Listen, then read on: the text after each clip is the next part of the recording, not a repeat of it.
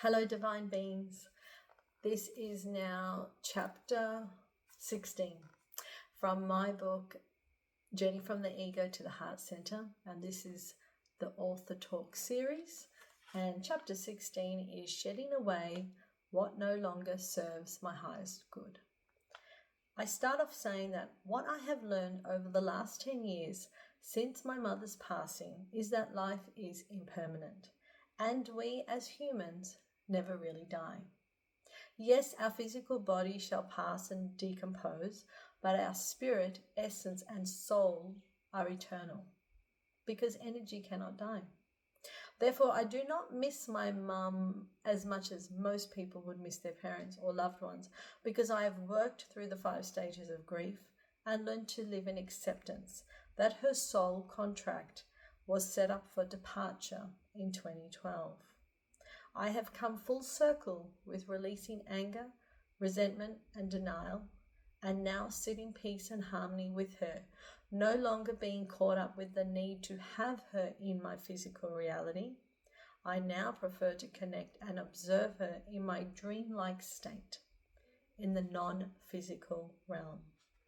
And as I was writing this book in 2021, I was actually making lots of notes and I was stopping and starting during the whole writing process. But I was actually packing up my house. I was going to do a knockdown and rebuild because my older vintage home was now 65. She was showing her cracks and her age, and we decided as a family we liked the land that we lived on. We liked living across the road from a beautiful nature reserve park. So how about we just make a brand new home and that will see us through and hopefully the next generation as well. So as I was packing up the house, we'd already been there now probably 16 something years, and it was like, you accumulate a lot when you live in a home, especially when you have children. And it was so good to just pack up boxes and put things for storage and then realize I don't need this anymore and give away a lot to the thrift shops, the op shops. What I liked about this moment in time was that I really had to ask myself, does this truly bring me joy? Like, am I keeping this because there's a purpose for it? Do I cherish it, or can I just let it go? And I was finding that I was just being able to let it go. Because once you're out of your ego's mind, you no longer need it. It just sort of becomes very easy to just remove things from your life that you're no longer using. And I think it was the best time of my life because as I was decluttering, I was also going through this physical upgrade of learning to let go, and the ego was no longer attaching itself to a sentimental value of something or thinking, someone gave me that for my wedding and I should hold on to it. If I hadn't used it in 15 years, I was never going to use it. And so it was so good to just finally release and let go. And it was just this chapter, I actually just talk about the morning of the removalists coming and how it was really hectic. But the message in the story was that I felt grateful for the home that I had, but I was also looking forward to the next stage of my life, the transition.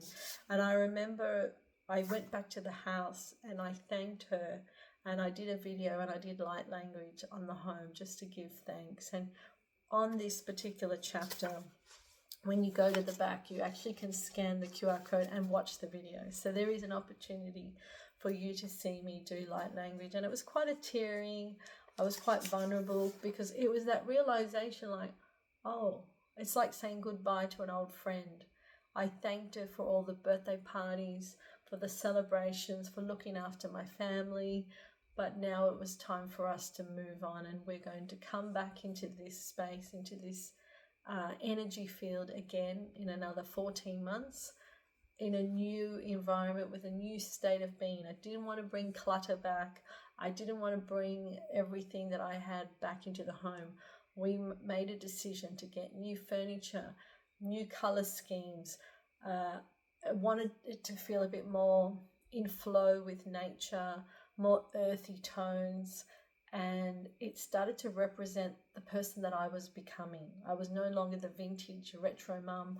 I was now transitioning into this more classic, ageless, sort of still eclectic, but just more earthy and grounded and calm in my personality. And I wanted that to be a reflection of the home that we were creating. So it was quite a sad time, and it was also the time where my poor Robbie, I had a senior cat. He was my first cat, and my boy, he decided it was time for him to exit as well. And that was really gut-wrenching, knowing that he wasn't coming with us to this new home. And it was exactly a week before we moved in. He got very ill, and I had to make that hard decision to euthanize him.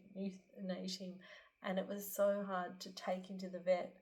But when it was over and I made my peace and I kissed him goodbye, as I left, I remember this weight just lifted off me. But it was hard for my children. They had to go through the grief, and I had to hold space for them. But I think what I've learned over time is that because I've gone through a heaviness of feeling grief, I can hold compassion for other people because I know what they're going through. And I think if I can just pass on my knowledge and just be able to hold space, that is enough. Because it's different when people don't have pets. They don't understand. They just think, oh, it's just a dog, it's just a cat. No, they are part of your family. It is like losing a member of your family. And I had to, again, go through the 5 stages of grief and really release him and be thankful for the years that we had spent with him. So that was a hard time. But there was a distraction because we had to move in and life had to go on. But, I still have lots of old photos and footage of him. And sometimes I still get a tear in my eye when I start to think about him, because he really taught me about being Zen. He was always in a meditative state. And he would just look at me with this old, soulful, like a wise old man. He would just watch over me, and we just had a beautiful connection, him and I. So my poor Robbie, it was sad that he couldn't come in with us to this new house, but that's the exit. That's his timeline, and I'm so grateful that for the years that we did have with him. So anyone that has a pet, if you need to grieve your pet, do it. If you need to take time off work, do it. Don't feel bad, because they are like a member of the family. And what I love about pets, they really do teach us to surrender. They teach us unconditional love. They teach us to radically accept them. And for me, like with my cats, I just adore them. They can do no wrong.